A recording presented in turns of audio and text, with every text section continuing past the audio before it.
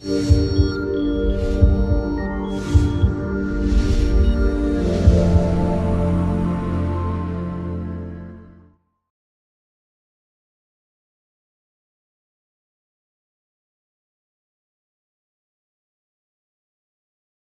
suffered quite a bad injury. So I had one back surgery in 2013, but then the same thing happened again, and in 2014 I needed another back surgery, and that was a really difficult period of time. I missed out on selection for the World Cup, and just being injured and questioning everything around who I was and what I was doing and whether I would be able to get back into the sport. And again, I started to go back to that place where I'd been. You know, a lot of people talk about dark cloud hanging over them and not being able to physically get out of bed, and that's where I was at that period of time. And again, I sought help, but this time the EIS had started a relationship with the Priory, which was fantastic. It meant that there was a route that was really visible, and this time I followed up and I took that route. I think because it was a lot easier. I could, you know, there was definite people that I needed to contact, and so I did follow it up this time, and I visited the Priory in Roehampton a good few times, and I was very grateful for that support from the EIS. It took a bit of time to get me back feeling myself again, but I definitely needed that support to be able to do it.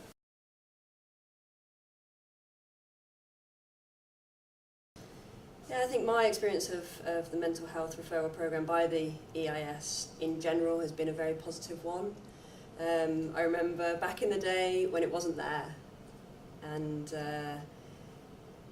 now being able to access that support was invaluable for me, and I know a lot of my teammates as well, and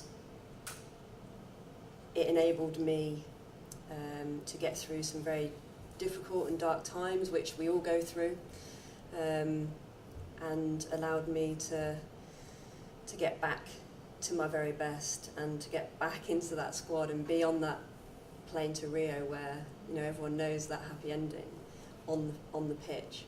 And so for me, I'm very thankful for that referral programme that the EIS provided. It shows that sport, it shows that the English Institute of Sport, it shows that GB and England Hockey are taking mental health very seriously, and they're wanting their athletes to be at their very best, and that's incredibly important.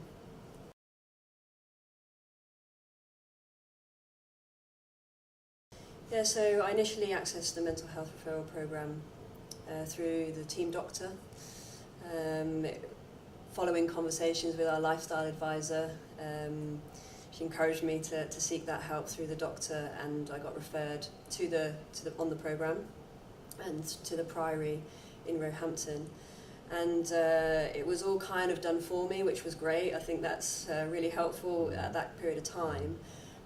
My name was put through, everything was taken care of, and all I had to do was make an appointment, which can be hard, but I managed to do that, and I went along to that appointment, and that initial appointment was a bit scary and a bit daunting, but from that first appointment to the next, to the next, to the next, those gradual improvements came, and I was really grateful that I taken the courage to use that support and go through with it.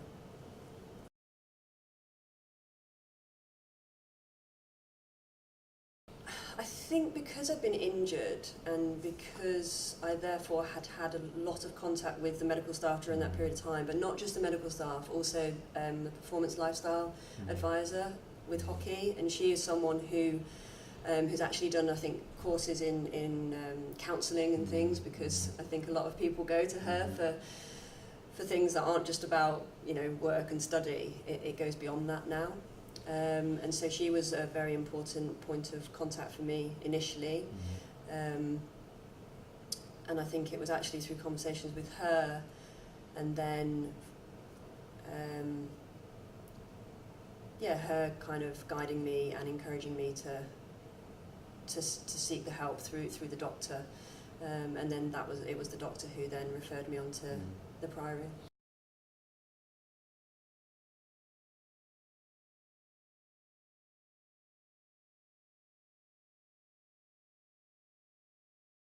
I think for me it felt different because it carried on.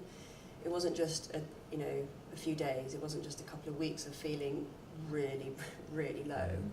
It was months, and I think that's the difference when you are in situations where you normally would enjoy those situations and then start to feel better. It didn't make any difference to the overall outlook on everything. And when you wake up in the morning and you literally don't want to get out of bed, that's not right.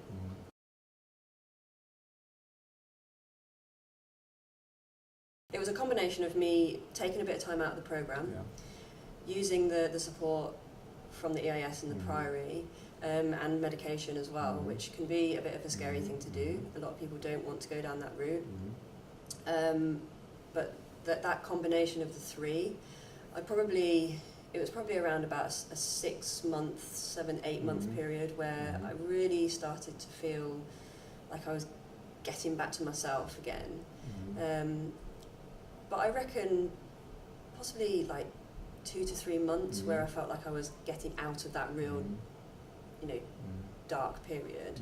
So it was actually quite quick, even though it didn't feel like it at the time. But when I look at timelines, it actually, I guess it was quite quick in feeling initially a lot better. But in terms of getting back to me, even up to a year's time.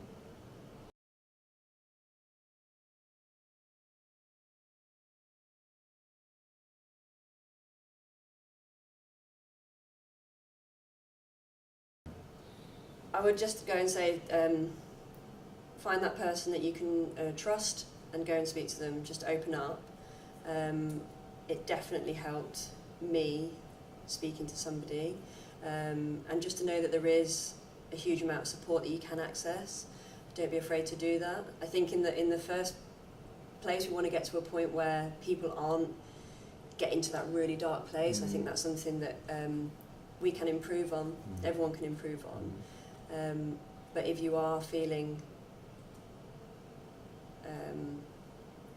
something's not quite right, then to just try and speak to someone early, and get that support really early before it turns into something a lot worse.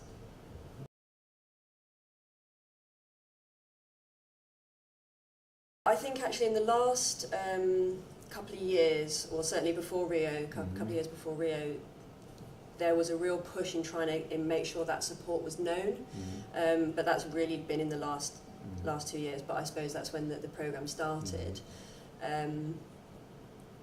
I think sometimes as athletes you don't necessarily read that stuff until you need it, which is an issue, and so I've always kind of encouraged England Hockey and the psychologists within England Hockey to actually say it to athletes, like this is available, rather than just an email, because people sometimes don't read their emails, unfortunately, and if it's actually said to you in a group, and at England Hockey and GB Hockey in our squad, we do talk about a lot of stuff, and it has been brought to the fore, and so the more that can happen in all the sports, the more that athletes know that this is available, the better it will be.